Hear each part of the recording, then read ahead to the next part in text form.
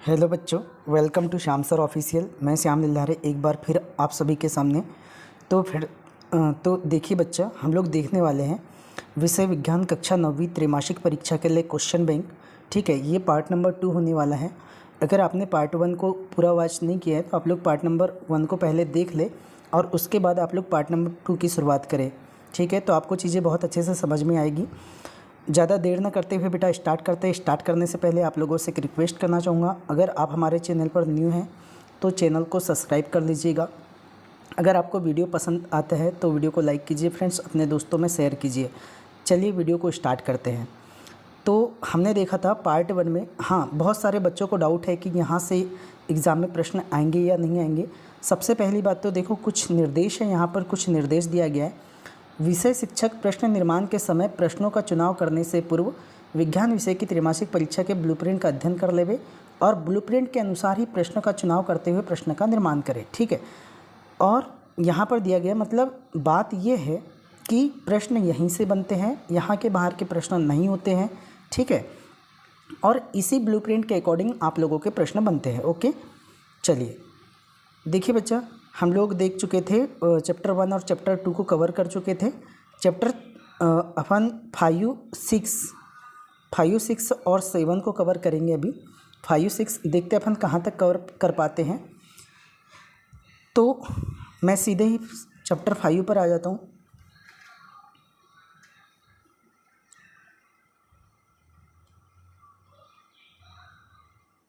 देखिए बच्चा, यह है चैप्टर नंबर 5, जीवन की मौलिक इकाई। अब जीवन की मौलिक इकाई इस चैप्टर से क्या आने वाले हैं? रिक्त स्थान 1 आने वाला है, सत्य असत्य 4 मार्क्स का आने वाला है बेटा, है ना। सही जोड़ी 1 भी नहीं आएगा, वह 1 वाक्य में उत्तर नहीं आएगा। 2 अंकी 3 प्रश्न आएंगे और 4 अंकी 1 प्रश्न आएगा। ठीक है, चलो तो अपन यहाँ पर बहुविकल्पी नहीं दिया है, रिक्त स्थान से ही शुरुआत किया इसने।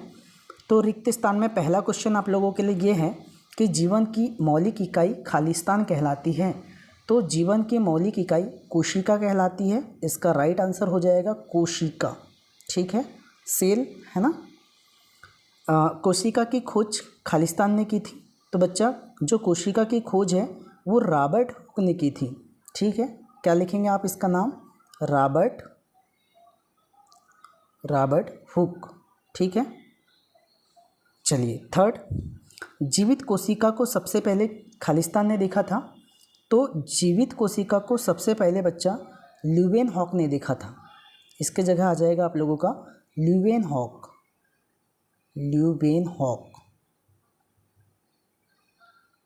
हॉक ने देखा था, ल्यूवेनहॉक ने देखा था। प्रश्न क्रमांक 4, सभी जीव कोशिकाओं से बने होते हैं और नई कोशिका केवल खालिस्तान कोशिकाओं से बनी होती हैं। तो बच्चा, जो नई कोशिका होती है वो पुरानी कोशिका से ही मिलकर बनी होती है। तो आप यहाँ पर लिख सकते हैं पूर्ववर्ती। ठीक है, पूर्ववर्ती कोशिकाओं से बनी होती हैं। प्लाज्मा झिल्ली खालिस्तान पारगम्य होती है। तो जो प्लाज्मा झिल्ली होती है बच्चों, ये अर्ध पारगम्य होती है। ठीक है, नेक्स्ट, वानस्पतिक कोशिकाओं की कोशिका भित्ति खालिस्तान से बनी होती है। तो ये सेल्यूलोज से मिलकर बनी होती है। सेल्यूलोज है ना, सेल्यूलोज से मिलकर बनी होती है। ठीक है, नाम याद रहेगा आप लोगों को, सेल्यूलोज से मिलकर बनी होती है। ठीक है, नेक्स्ट क्वेश्चन नंबर 6 हो गया। क्वेश्चन नंबर 7, कोशिका भित्ति खालिस्तान कोशिकाओं में पाई जाती है। तो जो कोशिका भित्ति होती है बच्चा, ये केवल पादप कोशिका में ही पाई जाती है, जंतु कोशिका में नहीं पाई जाती, केवल पादप कोशिका में पाई जाती है। माइटोकॉन्ड्रिया को कोशिका को खालिस्तान कहा जाता है। तो माइटोकॉन्ड्रिया को कोशिका का पावर हाउस या इसको हम बोलते हैं ऊर्जा ग्रह, या फिर इसको आप शक्ति ग्रह भी कहते हैं, है ना, या फिर इसको शक्ति ग्रह भी कहते हैं। इसके बहुत सारे नाम बता दिया, तो आप कुछ भी लिख सकते हैं, आपका तीनों में आंसर सही आ जाएगा। पावर हाउस बोल दे, ऊर्जा ग्रह बोल दे और शक्ति हाउस बोल दे, बात एक ही है। ओके, चलिए नेक्स्ट प्रश्न क्रमांक 9, प्रोटीन संश्लेषण का कार्य खालिस्तान करते हैं। तो जो प्रोटीन संश्लेषण का कार्य बेटा ये राइबोसोम करता है, तो आप लोगों को इसका राइट आंसर लिखना है राइबोसोम। ठीक है। नेक्स्ट, नाभिक को घेरे रहने वाली झिल्ली को खालिस्तान कहा जाता है। तो नाभिक के चारों ओर के जो घेरे वाली झिल्ली है इसको अंगक कहा जाता है। अंगक राइट आंसर हो जाएगा, अंगक। नेक्स्ट, लाइसोसोम को कोशिका की खालिस्तान कहा जाता है। तो लाइसोसोम जो होता है बच्चा, इसको कोशिका का अंगक कहा जाता है। क्या कहा जाता है? सॉरी, लाइसोसोम की बात नहीं कर रहा हूँ, किसकी? हाँ, नाभिक के ओर घिरे रहने वाली झिल्ली को, इसको अपन अंगक कहते हैं। ये हो जाएगा आपका अंगक। और लाइसोसोम को कोशिका की आत्मघाती शैली कहा जाता है। आत्मघाती शैली। ठीक है, थैली। ठीक। क्वेश्चन नंबर 12, प्रोकैरियोटिक कोशिका में खालिस्तान केंद्रक नहीं होता और यूकैरियोटिक कोशिका में केंद्रक खालिस्तान से घिरा होता है। तो बेटा इस दोनों का आंसर मुझे नहीं मालूम है, आप इन दोनों का आंसर को सर्च कर लीजिएगा। मैंने सर्च नहीं किया क्योंकि टाइम हो रहा था। ठीक है, आप लोग इनके आंसर को सर्च कर लेना। ठीक है, चलिए नेक्स्ट, सत्य और असत्य की बात करते हैं। सत्य असत्य क्या होता है? कोशिका जीवन की सबसे छोटी इकाई होती है, तो ये आप लोगों का सत्य है ना। रॉबर्ट हुक ने जीवित कोशिका की खोज की थी, ये असत्य है फ्रेंड्स, क्योंकि जीवित कोशिका की खोज नहीं की थी, रॉबर्ट हुक ने मृत कोशिका की खोज की थी, है ना। सभी जीवधारी कोशिकाओं से बने होते हैं, तो ये बिल्कुल बात सत्य है कि सभी जीवधारी कोशिकाओं से मिलकर बने होते हैं। प्रोकैरियोटिक कोशिका में सुव्यवस्थित केंद्रक पाया जाता है, तो ये असत्य है बच्चा, क्योंकि प्रोकैरियोटिक कोशिका में सुव्यवस्थित केंद्रक नहीं होता, है ना। प्रश्न क्रमांक 5, यूकैरियोटिक कोशिका में झिल्ली से घिरे अंगक होते हैं, तो ये आप लोगों का सत्य हो जाएगा। झिल्लियों से घिरे कैसे होते हैं? अंगक होते हैं। प्रश्न क्रमांक 6, कोशिका भित्ति केवल पादप कोशिकाओं में पाई जाती है, ये भी आप लोगों का सत्य है। माइटोकॉन्ड्रिया को कोशिका का पाचन केंद्र कहते हैं। अब बताइए, प्रश्न क्रमांक जो 7 है, इसे पाचन केंद्र कहते हैं। तो अगर माइटोकॉन्ड्रिया को कोशिका का पावर हाउस कहते थे, ये भी ठीक है, अब पाचन केंद्र भी कहा जाता है, तो ये भी सत्य हो जाएगा। ठीक है। प्रश्न क्रमांक 8, राइबोसोम का कार्य वसा संश्लेषण करना है ना। राइबोसोम का कार्य वसा प्रोटीन का संश्लेषण करना है। ठीक है, ये प्रोटीन का संश्लेषण करता है, वसा का संश्लेषण तो ये मुझे क्लियर नहीं है। ठीक है, फिर भी अगर वसा का संश्लेषण करता है तो इसे मैं असत्य कहूँगा, क्योंकि राइबोसोम प्रोटीन का संश्लेषण करता है। केंद्रक में प्रश्न क्रमांक 9 को देखते हैं। केंद्रक में आनुवांशिक पदार्थ मौजूद होते हैं 9, तो ये सत्य है, क्योंकि केंद्रक में डीएनए पाया जाता है। क्लोरोप्लास्ट केवल जंतु कोशिका में पाए जाते हैं, तो बेटा ये आप लोगों का असत्य है ना। क्लोरोप्लास्ट जंतु कोशिका में नहीं पाए जाते, या पादप कोशिका में पाए जाते हैं। रिक्तियाँ जंतु कोशिकाओं में बड़ी होती हैं, तो ये असत्य है, क्योंकि रिक्तियाँ जो होती है जंतु कोशिका में छोटी पाई जाती है, जबकि पादप कोशिका में बड़ी पाई जाती है। 12वें नंबर क्या है? सभी कोशिकाओं में प्लास्टिड पाए जाते हैं, तो ये भी असत्य है फ्रेंड्स। सभी कोशिकाओं में प्लास्टिस्ट नहीं पाए जाते, क्योंकि केवल ये प्लास्टिस्ट केवल पादप कोशिका में पाए जाते हैं। केवल कहाँ पाए जाते हैं? पादप कोशिका में पाए जाते हैं। चलिए अब हम लोग आते हैं अति लघुत्तरी प्रश्न के ऊपर। अति लघुत्तरी प्रश्न यहाँ पर, इसके बाद में हमको दीर्घ उत्तरी प्रश्न दिया गया है। यहाँ से सही जोड़ी कहाँ चली गई? चलिए देखते हैं। यहाँ पर सही जोड़ी सत्य सत्य दिया है, ठीक है, सही जोड़ी नहीं आएगा। यहाँ से हम लोग अति लघुत्तरी प्रश्न पर आ जाते हैं। ठीक है, तो अति लघुत्तरी प्रश्न में पहला प्रश्न क्या है? पहला प्रश्न ये दिया है कि कोशिका किसे कहते हैं। तो कोशिका की परिभाषा तो आप लोगों को भी पता होगी पहले से। यह जीवन की मूलभूत एवं संरचनात्मक इकाई को अपन किसे क्या कहते हैं? कोशिका। तो कोशिका की परिभाषा क्या याद रखना है? जीवन की मूलभूत एवं संरचनात्मक इकाई को अपन क्या कहते हैं? कोशिका कहते हैं। ठीक है, क्लियर। जीवन की मूलभूत एवं संरचनात्मक इकाई को हम कोशिका कहते हैं। ठीक, चलिए नेक्स्ट क्वेश्चन है, प्रोकैरियोटिक और यूकैरियोटिक में अंतर स्पष्ट कीजिए। तो देखो बच्चा, प्रोकैरियोटिक कोशिका और यूकैरियोटिक कोशिका की बात करता हूँ तो मेन अंतर आपको एक ही अंतर लिखना है। तो जो प्रोकैरियोटिक कोशिका होती है उसमें स्पष्ट केंद्रक नहीं होता, आप लोगों को लिखना है स्पष्ट केंद्रक नहीं होता, केंद्रक नहीं होता। जबकि जो यूकैरियोटिक कोशिका होती है इसमें स्पष्ट रूप मतलब केंद्र कोशिका में जो केंद्रक होता है वो स्पष्ट रूप से झिल्ली से घिरा होता है। ठीक है, यूकैरियोटिक कोशिका में केंद्रक स्पष्ट रूप से झिल्ली से घिरा होता है। ठीक है, चलिए ये बेसिक अंतर हो गया। तीसरा, प्लाज्मा झिल्ली क्या है और उसका कार्य क्या है। तो प्लाज्मा झिल्ली यह कोशिका को घेरे रखती है। ठीक है, इसको क्या लिखना है, यह कोशिका को घेरे रखती है और अर्धपारगम्य झिल्ली होती है। कैसी झिल्ली होती है, अर्धपारगम्य झिल्ली होती है। और इसका जो कार्य होता है वो पदार्थ का आवागमन को नियंत्रित करती है, पदार्थ के आवागमन को नियंत्रित करती हैं, पदार्थ के आवागमन को नियंत्रित करती हैं। ठीक है, ओके। चलिए नेक्स्ट, कोशिका भित्ति क्या है और कहाँ पाई जाती है। तो कोशिका भित्ति बेटा एक कठोर आवरण होता है जो केवल पादप कोशिका में पाई जाती है। कोशिका भित्ति की क्या परिभाषा लिखोगे, कोशिका भित्ति एक कठोर आवरण है। कैसा आवरण है, कठोर आवरण है। और ये केवल कहाँ पाई जाती है, ये केवल पादप कोशिका में पाई जाती है। दूसरी बात कि और एक चीज़ लिख लेना, यह कोशिका को सुरक्षा देती है, कोशिका को सुरक्षा देती है। ठीक है, तो ये हो गया आप लोगों का क्या, कोशिका भित्ति। प्रश्न क्रमांक 5, कोशिका के दो अंगकों के नाम लिखिए जो केवल पादप कोशिका में पाए जाते हैं।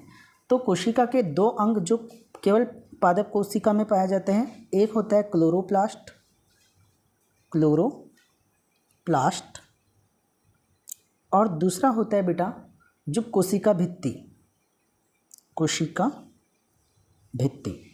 ठीक है, देखिए क्लोरोप्लास्ट और कोशिका भित्ति ही केवल और केवल पादप कोशिका में पाई जाती है। ठीक है, दो अंगकों के नाम लिख दिया मैंने।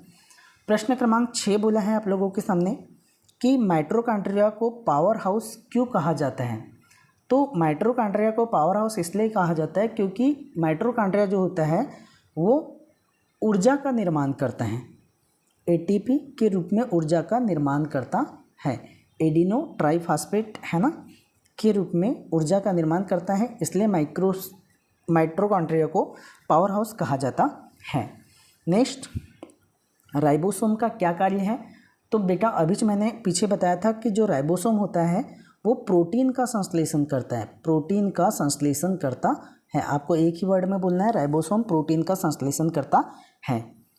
क्लोरोप्लास्ट क्या है, ठीक है, यहाँ पर क्वेश्चन है आप लोगों के लिए, क्या कार्य है। ठीक है, तो जो क्लोरोप्लास्ट होता है ये प्रकाश संश्लेषण की क्रिया करता है। क्या करता है, प्रकाश संश्लेषण की क्रिया करता है, इसीलिए तो ये पादप कोशिका में पाया जाता है ना, संश्लेषण की क्रिया करता है। यह जंतु कोशिका में नहीं पाया जाता। अगर जंतु कोशिका में पाया जाता तो हमको फिर क्या होना पड़ता कि प्रकाश संश्लेषण की क्रिया करनी पड़ती, लेकिन हम प्रकाश संश्लेषण की क्रिया करते हैं क्या, नहीं, पौधे करते हैं, इसलिए पौधों में क्लोरोप्लास्ट पाया जाता है। ठीक है, प्रश्न क्रमांक 9, यूकैरियोटिक कोशिकाओं के दो उदाहरण दीजिए।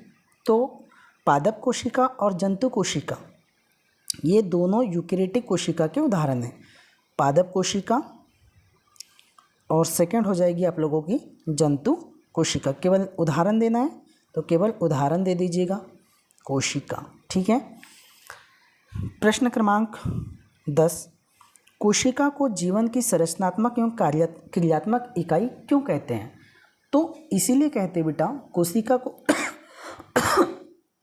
कोशिका को जीवन की संरचनात्मक एवं क्रियात्मक इकाई इसलिए बोला जाता है क्योंकि सभी जीव कोशिका से बने होते हैं और सभी जीवन क्रियाएं कोशिका में होती है, इसीलिए है ना। आप लोग आंसर लिखेंगे, फिर से मैं रिपीट कर रहा हूँ, सभी जीव कोशिकाओं से बने होते हैं। आपको बताना है कि सभी जीव जो होते हैं ये कोशिकाओं से मिलकर बने होते हैं, और दूसरी बात, और सभी जीवन क्रियाएं कोशिका में होती है, इसीलिए कोशिका को जीवन की संरचनात्मक एवं क्रियात्मक इकाई कहा जाता है। ठीक है। समपराशरी विलयन किसे कहते हैं? तो देखो बच्चा, जो समपराशरी विलयन होता है, मैं उसकी बात करता हूँ। तो समपराशरी विलयन ऐसे विलयन जिनका परासरण दाब समान होता है, तो उसे अपन समपराशरी विलयन कहते हैं। ठीक है। देखो एक बार फिर से मैं रिपीट कर रहा हूँ। समपराशरी विलयन ऐसा विलयन जिनका परासरण दाब कैसा होता है? समान होता है, तो उसे अपन समपराशरी विलयन कहते हैं। ठीक है बच्चा। राजधानी का क्या कार्य होता है? राजधानी, मुझे इसका आंसर नहीं पता है बेटा, आप लोग सर्च कर लीजिएगा। ठीक है। माइटोकॉन्ड्रिया के 2 कार्य लिखिए, तो ये मैं बता सकता हूँ। माइटोकॉन्ड्रिया, सबसे पहली बात, ये ऊर्जा का उत्पादन करता है। पहली, ऊर्जा का एटीपी के रूप में उत्पादन करता है। ठीक है। और कोशिका के चयापचय में सहायता करता है। ठीक है। दूसरा लिखना है, कोशिका के चयापचय में सहायता करता है। ठीक है। तो सहायता करता है। ठीक है। यहाँ पर अपने 13 प्रश्न कंप्लीट हो चुके हैं। दीर्घ उत्तरी प्रश्न है, तो दीर्घ उत्तरी प्रश्न के लिए आप लोग इसका स्क्रीनशॉट ले लीजिएगा। ठीक है। क्योंकि अगर मैं भी बताऊं बेटा तो बहुत ज़्यादा टाइम लगेगा, इसलिए आप लोगों को ये क्वेश्चन एग्ज़ाम नहीं, आपकी बुक में होंगे, बुक से आप लोग सर्च कर लीजिए, क्योंकि इतने सारे क्वेश्चन को मैं नहीं बता पाऊँगा। ठीक है। फिर भी अगर आपको कोई दिक्कत हो तो बताइए, मैं बता देता हूँ। जंतु और पादप कोशिका में क्या करना है? कोई 4 अंतर स्पष्ट कीजिए। तो आप 4 अंतर कर सकते हैं। पहली बात, पादप कोशिका में कोशिका भित्ति पाई जाती है, जंतु कोशिका में कोशिका भित्ति नहीं पाई जाती। आप लोग ये बोल सकते हैं। दूसरी बात कि पादप कोशिका में क्लोरोप्लास्ट पाए जाते हैं, है ना, क्लोरोप्लास्ट पाए जाते हैं, जबकि जंतु कोशिका में क्लोरोप्लास्ट नहीं पाए जाते। पादप कोशिका की जो रिक्तियाँ होती है वो बड़ी होती है, और जो जंतु कोशिका होती है उसमें रिक्तियाँ छोटी और अस्थायी होती है। छोटी और कैसी होती है? अस्थायी होती है, ये बता देना है ना। अगर पादप कोशिका की बात करता हूँ तो इसका आकार सामान्यतः निश्चित होता है, और इसका आकार अनियमित या गोलाकार होता है जंतु कोशिका का। ठीक है। नेक्स्ट क्वेश्चन है, प्लाज्मा झिल्ली क्या है? इसकी संरचना एवं कार्य लिखिए, है ना। तो प्लाज्मा झिल्ली कोशिका के चारों ओर ढकने वाली एक अर्धपारगम्य झिल्ली होती है, तो उसे प्लाज्मा झिल्ली कहते हैं। इसकी संरचना के बारे में बता दूं बेटा, ये इसकी संरचना लिपिड, द्विपरत तथा प्रोटीन से बनी होती है। कैसी? लिपिड की दोहरी परत, द्विपरत एवं प्रोटीन से मिलकर बनी होती है। ठीक है। इसकी संरचना हो गई, प्रोटीन से बनी होती है। इसके कार्य के बारे में बात करता हूँ, तो यह पदार्थों का कोशिका में आवागमन को नियंत्रित करती है, पहले भी बताया था। ठीक है। पहला कार्य आवागमन को नियंत्रित करती है, आवागमन को नियंत्रित करती है। दूसरा, कोशिका को बाहरी वातावरण से सुरक्षा प्रदान करती है, कोशिका को बाहरी वातावरण से सुरक्षा प्रदान करती है। नेक्स्ट, अर्धपारगम्य झिल्ली के रूप में कार्य करती हैं। ठीक है। किसके रूप में कार्य करती हैं? अर्धपारगम्य झिल्ली के रूप में कार्य करती है। ये हो गया आप लोगों का प्लाज्मा झिल्ली, इसकी संरचना और इसका कार्य। नेक्स्ट, कोशिका सिद्धांत क्या है? इन्हें किन वैज्ञानिकों ने प्रस्तुत किया था और इनमें क्या प्रमुख बातें कही गई है ना। तो कोशिका सिद्धांत की बात करते हैं तो इसकी मुख्य बातें ये होती है कि सभी जीव कोशिकाओं से बने होते हैं। ठीक है। ये पहली बात हो गई। दूसरी बात, कोशिका जीवन की संरचनात्मक एवं क्रियात्मक इकाई है, ये भी कहा गया था। ठीक है। तीसरी बात, नई कोशिका केवल पुरानी कोशिकाओं से मिलकर बनी होती है, ये भी कहा गया था। ठीक है। चौथी बात, और क्या हो सकती है? इसे किन वैज्ञानिकों ने प्रस्तुत किया था? तो इसको 2 वैज्ञानिक थे, एक था स्लाइडेन और दूसरा वैज्ञानिक था स्वान। स्लाइडेन एंड स्वान ने क्या काम किया था, इसको प्रस्तुत किया था। नेक्स्ट प्रश्न क्रमांक 4, प्लास्टिड कितने प्रकार के होते हैं? प्रत्येक का नाम और कार्य लिखिए। प्लास्टिड मुख्यतः 3 प्रकार के होते हैं। कितने प्रकार के होते हैं? 3 प्रकार के। एक होता है आप लोगों का क्लोरोप्लास्ट, दूसरा होता है आप लोगों का क्रोमोप्लास्ट, ठीक है। थर्ड की बात करता हूँ तो एक होता है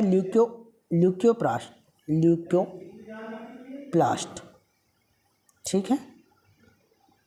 दूसरी बात, इनका नाम लिखकर हो गया क्लोरोप्लास्ट, क्रोमोप्लास्ट, ल्यूकोप्लास्ट। क्लोरोप्लास्ट का क्या काम होता है, तो इसका काम देख लो। क्लोरोप्लास्ट का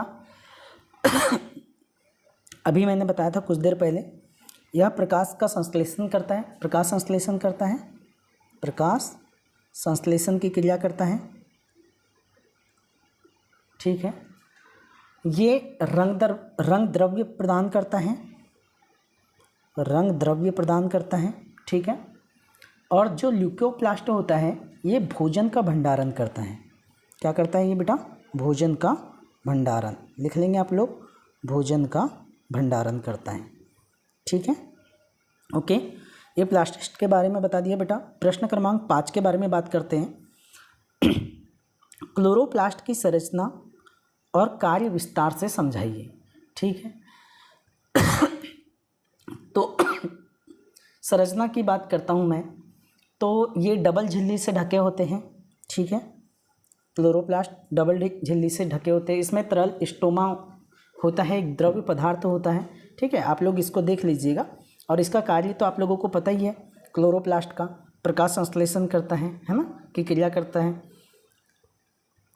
प्रश्न क्रमांक 6 की बात करते हैं बेटा। प्रश्न क्रमांक 6, पौधों में प्रकाश संश्लेषण की प्रक्रिया में क्लोरोप्लास्ट की भूमिका स्पष्ट कीजिए। तो मैंने अभी आप लोगों को क्लोरोप्लास्ट के बारे में बहुत अब तक बातें बताई, तो क्लोरोप्लास्ट की भूमिका आप लोगों को बता देना है कि ये जो होता है प्रकाश को, क्लोरोफिल प्रकाश को रासायनिक ऊर्जा में बदलता है, ठीक है। सब देख लेना, ठीक है। ओके, प्रश्न क्रमांक 7 देखिएगा। एक कोशिका की रचना चित्र सहित बनाइए और कम से कम 4 भागों के नाम लिखिए, पादप या जंतु। तो ये आपकी बुक में बहुत अच्छे से इसका चित्र दिया गया है, तो आप लोग वहाँ से चित्र बनाइए और 4 भागों के नाम लिखना है, ठीक है। कोशिका झिल्ली, कोशिका द्रव, केंद्रक, माइटोकॉन्ड्रिया सब दर्शा देना। प्रश्न क्रमांक 8, यूकेरियोटिक कोशिकाओं के 4 प्रमुख अंगकों के नाम लिखिए और प्रत्येक का एक एक कार्य लिखिए। तो बेटा आप 4 क्या क्या बता दे रहा हूँ, सबसे पहला देख लो। सबसे पहले 4 के नाम लिख देता हूँ मैं, ये इसके बता रहा हूँ क्वेश्चन का आंसर। सबसे पहले माइटोकॉन्ड्रिया, चलो बताइए माइटोकॉन्ड्रिया। अभी मैंने आप लोगों को बताया हूँ कि माइटोकॉन्ड्रिया का क्या कार्य होता है, ठीक है। माइटोकॉन्ड्रिया, ठीक है, बताइएगा। ये ऊर्जा का उत्पादन करता है, ऊर्जा उत्पादन करता है। नेक्स्ट, क्लोरोप्लास्ट, ये प्रकाश का संश्लेषण करता है, प्रकाश संश्लेषण की क्रिया करता है ना, प्रकाश संश्लेषण की क्रिया करता है। नेक्स्ट, और भी आप लोग कोशिका झिल्ली बता सकते हैं, कोशिका झिल्ली, ठीक है। ये आवरण प्रदान करती है, सुरक्षा करती है कोशिका की, है ना, ठीक है। और कोशिका भित्ति के बारे में बोल सकते हैं, कोशिका भित्ति भी जो कोशिका होती है उसकी सुरक्षा प्रदान का कार्य करती हैं। चलिए नेक्स्ट, कोशिका झिल्ली की अर्धपारगम्यता को किसी उदाहरण देकर समझाइए। तो कोशिका झिल्ली की अर्धपारगम्यता की बात करता हूँ बेटा। तो अर्धपारगम्य झिल्ली केवल कुछ ही पदार्थ को पारगमन करने देती है, मतलब आर पार होने देती है। जैसे अगर मैं बात करता हूँ अंडे की झिल्ली या डायलिसिस ट्यूब जो जल को पारित होने नहीं देती है ना, जो जल को पारित होने देती है, जबकि जल को होने देगी, बाकी को नहीं देती। तो कोशिका झिल्ली की अर्धपारगम्य झिल्ली की एक और बात बता देता हूँ। अर्धपारगम्य झिल्ली क्या होती है? अर्धपारगम्य झिल्ली एक ऐसी झिल्ली होती है जो केवल विलायक के कण को ही प्रवेश करने देती है अपने में से, और विलेय के कणों को प्रवेश करने नहीं देती, तो उसे अपन कहते हैं अर्धपारगम्य झिल्ली। ठीक है। लाइसोसोम और माइटोकॉन्ड्रिया में कोई 4 अंतर लिखिए, तो आप लोग इसका अंतर भी लिख लीजिएगा, है ना, लाइसोसोम और माइटोकॉन्ड्रिया में। ठीक, मैं बता सकता हूँ आप लोगों को अंतर क्या क्या होगा। पहला अंतर, ये एकल झिल्ली से ढका होता है लाइसोसोम। ठीक है, एकल झिल्ली से ढका होता है। ये दोहरी झिल्ली से ढका होता है, दोहरी झिल्ली से ढका होता है। ये इसमें जो होता है अपघटन पर एंजाइम उपस्थित होता है, अपघटन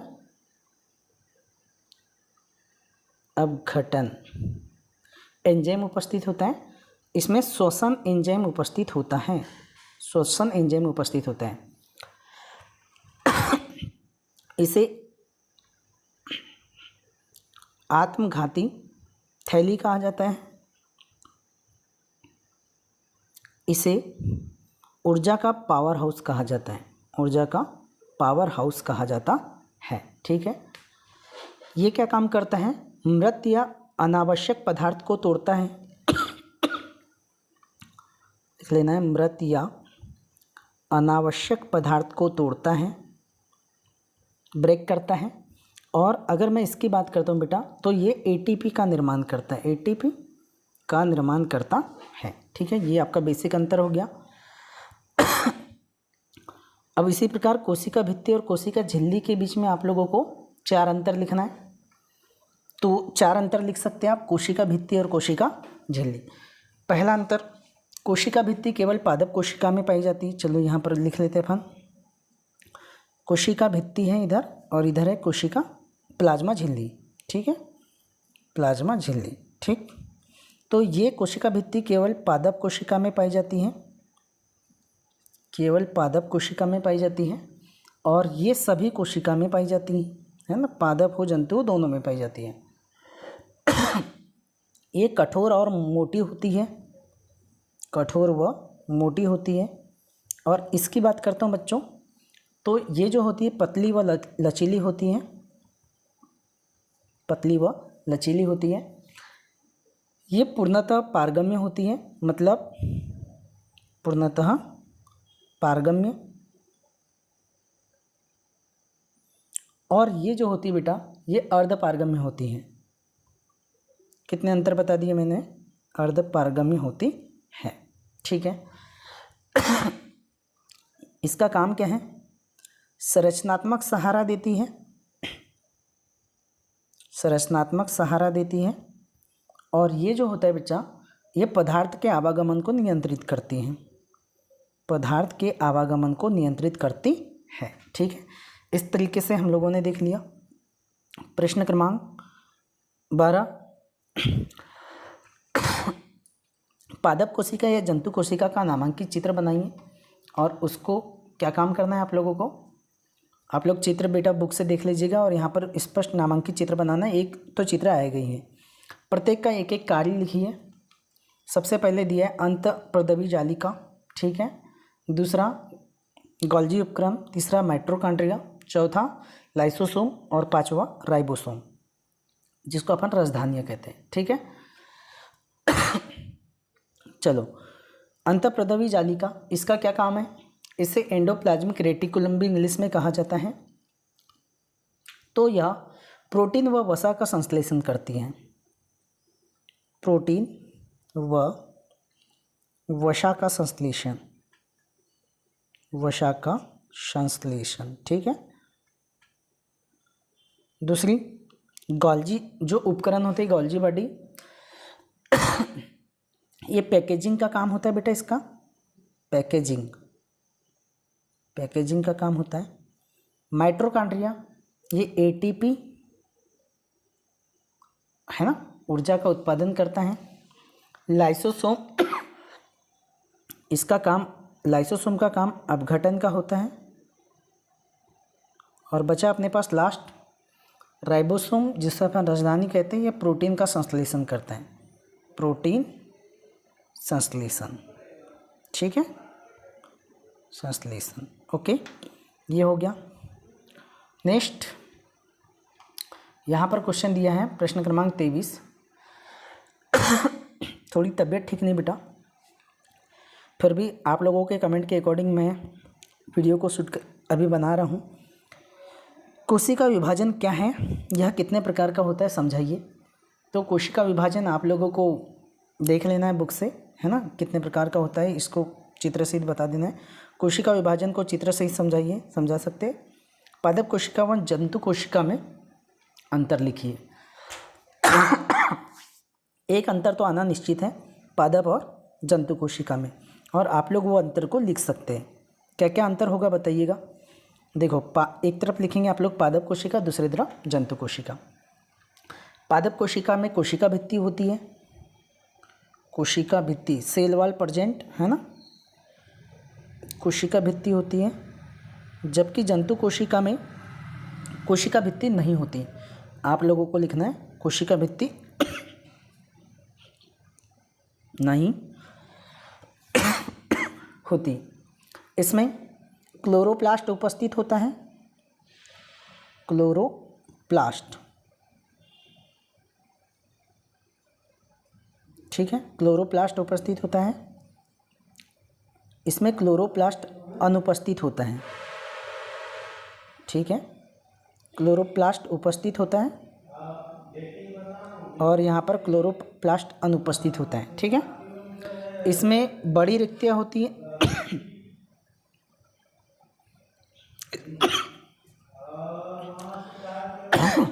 इसमें छोटी रिक्तियाँ होती हैं, छोटी रिक्तियाँ होती हैं, ठीक है। आप लोग और भी बेसिक अंतर को देख सकते हैं, ठीक है। चलिए अब हम अध्याय 6 पर आते हैं।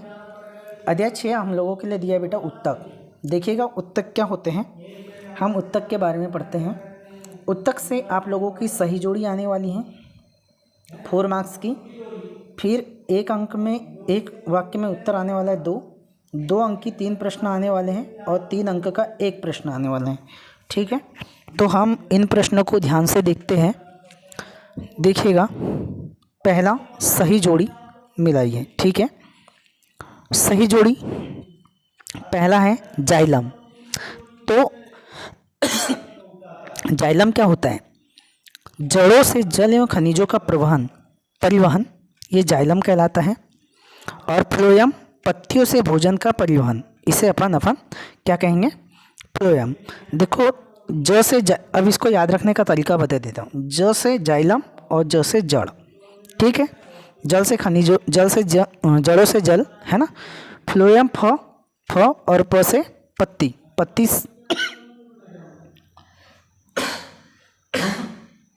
पत्ती से भोजन का परिवहन, ठीक है। चलिए देखो, पेराकाइमा बाकी सब जैसे का वैसा ही है। पेराकाइमा ये भंडारण एवं प्रकाश का संश्लेषण करता है। स्क्लेरेकाइमा ये पौधों को कठोरता व मजबूती प्रदान देता है। रक्त ऑक्सीजन एवं पोषक तत्व का परिवहन करता है। पेशी उत्तक गति में सहायता करता है। अस्थि उत्तक शरीर को सहारा व आकार देता है। मेरिस्टेमिक उत्तक नई कोशिका का निर्माण करता है। शीर्षस्थ विभ्योजक, है ना, विभ्योजक ये लंबाई में वृद्धि करता है। श्वेत रक्त कणिकाएं रोगों से रक्षा करती है, ठीक है। नेक्स्ट, लाल रक्त कणिकाएं ऑक्सीजन का परिवहन करती हैं।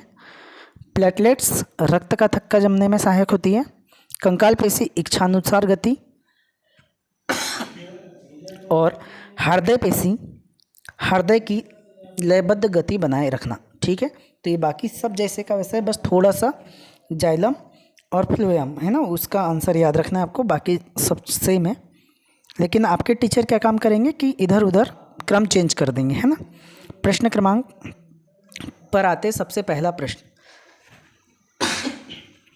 उत्तक किसे कहते हैं, है ना। तो उत्तक की परिभाषा आप लोगों को याद होनी चाहिए बेटा, क्योंकि अब तक आप लोग इसको पढ़ते भी आए हैं, है ना।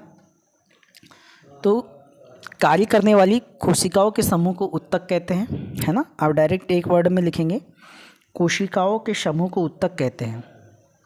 ऐसे भी लिख सकते हैं आप, कोशिकाओं के समूह को उत्तक कहते हैं, ठीक है। चलिए दूसरा, पादप उत्तक के दो मुख्य प्रकार कौन से हैं? तो पादप उत्तक के दो मुख्य प्रकार, नाम याद रखना है आप लोगों को। मेरिस्टेमेटिक उत्तक पहला, मेरिस्टेमेटिक उत्तक, और दूसरा होता है स्थायी उत्तक, ठीक है। चलिए, जाइलम का कार्य क्या है? तो अभी बताया सही जोड़ी में कि जाइलम जो होता है बच्चा, ये जड़ों से जल और खनिजों का परिवहन करता है, और खनिजों का परिवहन करता है। ओके। फ्लोएम का कार्य क्या है? तो फ्लोएम जस्ट इसका उल्टा है ना। पत्तियों से भोजन का परिवहन करता है, पत्तियों से भोजन का परिवहन करता है, ठीक है। नेक्स्ट, मेरिस्टेमिक उत्तक की क्या विशेषता है? तो जो मेरिस्टेमिक उत्तक होता है, ये बच्चा कोशिका लगातार देखो, मेरिस्टिक उत्तक की विशेषता ये होती है कि इसमें कोशिकाएं लगातार विभाजन करती रहती हैं। क्या लिखोगे? कोशिका लगातार, है ना, कोशिका लगातार विभाजन करती रहती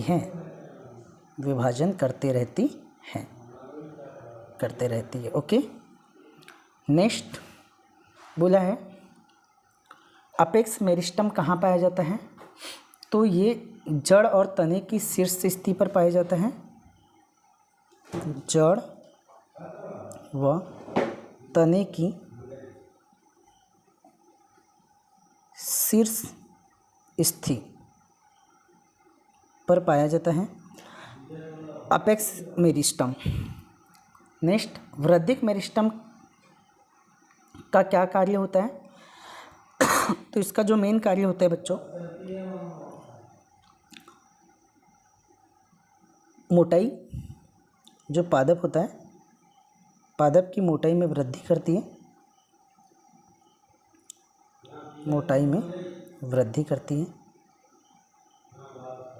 नेक्स्ट, स्थायी उत्तक की कोशिका विभाजन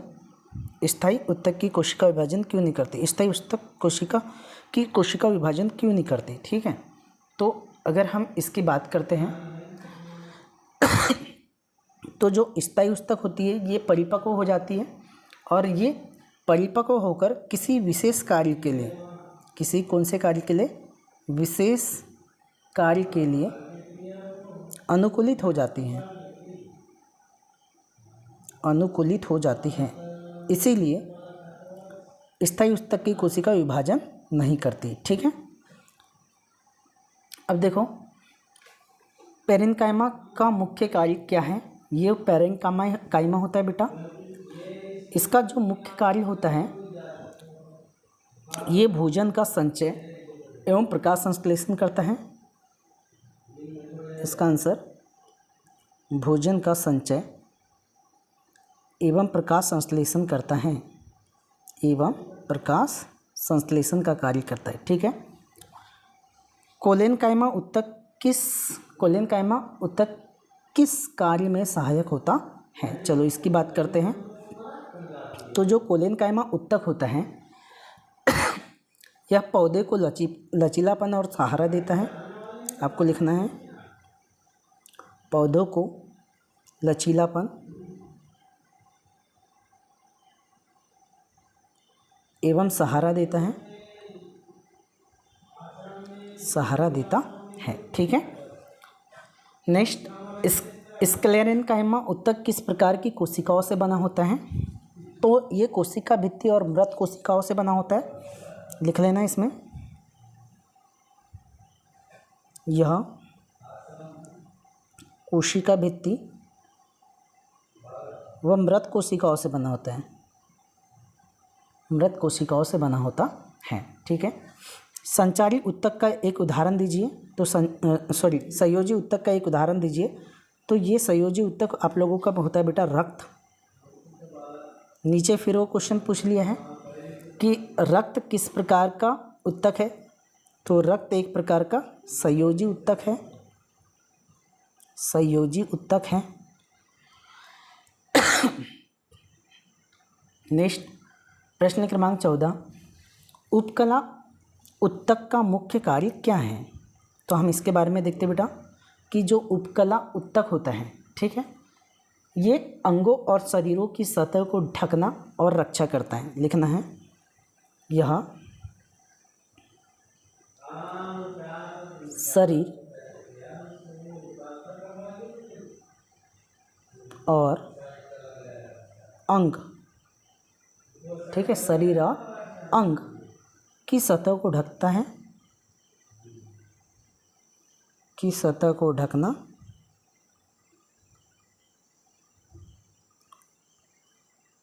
और रक्षा करना, और रक्षा करना। ठीक है। नेक्स्ट प्रश्न क्रमांक 15, हृदय पेशी कहाँ पाई जाती है? तो हृदय पेशी केवल हृदय की भित्ति में पाई जाती है। तो लिखना है हृदय की भित्ति में पाई जाती है। ठीक है। नेक्स्ट कंकाली पेशिका किस नियंत्रण में होती है? तो जो कंकाली पेशिका होती है बेटा, ये ऐच्छिक किस नियंत्रण में होती है? तो आपको याद रखना है ऐच्छिक नियंत्रण में होती है, ऐच्छिक नियंत्रण में होती है। मृदु पेशिकाएं किस प्रकार की होती है? ये अनैच्छिक और अस्वैच्छिक किस प्रकार की होती है? अनैच्छिक व अस्वैच्छिक, अस्वैच्छिक। ठीक है। नेक्स्ट न्यूरॉन उत्तक का क्या कार्य होता है? ठीक है। तो न्यूरॉन उत्तक के बारे में आप लोगों को पता होगा, बताइए। ये संदेशों का संचार करता है, संदेशों का संचार करता है।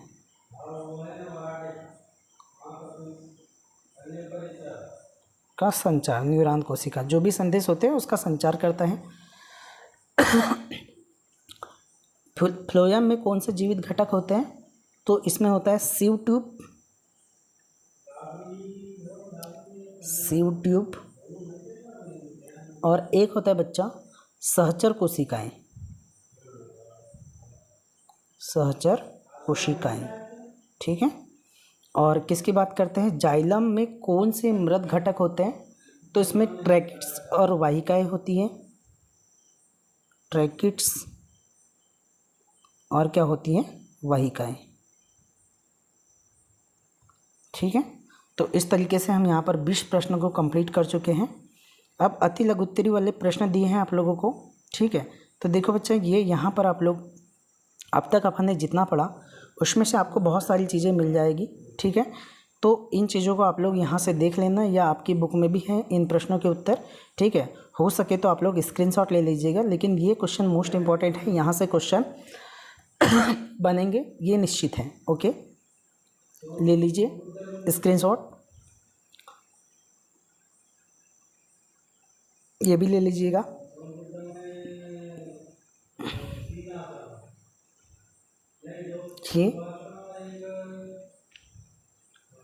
ये लघुत्तरी प्रश्न भी है, यहाँ पर 7 लघुत्तरी प्रश्न है दिए गए हैं, तो इनको भी आप लोग लर्न कर लीजिए। ओके,